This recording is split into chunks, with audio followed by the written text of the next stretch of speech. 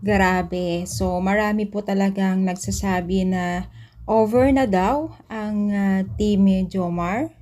Yan nga ba ang totoo or gaano nga ba katotoo ito?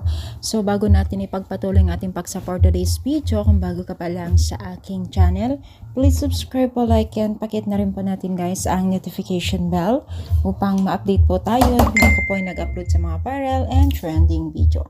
So alam niyo ba guys na maraming nagsasabi talaga na itong dalawang mag-love team na ito ay over na daw. So ang ibig nilang sabihin ay sila na nga ba daw talaga kasi hindi na po talaga yung tipong love team ang kanilang galawan daw. Parang meron na daw something sa kanilang dalawa na animo ay hindi po talaga yung pang love team daw. Parang meron na daw something ay ibig sabihin ng mga netizens ay parang sila na daw talaga kasi nakikita naman daw nila kung gaano na sila kasweet sa bawat isa. So syempre guys, hindi pa natin alam na 100% kung 100% ba talaga na sila, pero syempre kung sila man talaga ay talagang alam na natin, no? So normal lang yan sa mga love team, di ba nga? Yung mga sikat nga, di ba?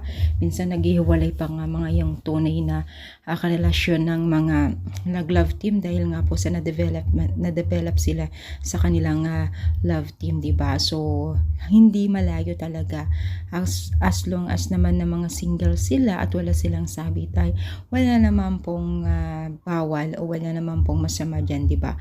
Kaya tuloy lamang po ang pagsuporta natin sa kanila kung sila talaga. At kita naman po natin kung gaano sila kamahal, kung gaano nila kamahalan sa isa, sinusuporta ang bawat isa, di ba? So be happy na lang po sa kanila, no? So kayo ba ay sang-ayon? I-comment down, palike po ang ating video. Thank you so much, more power and God bless all guys.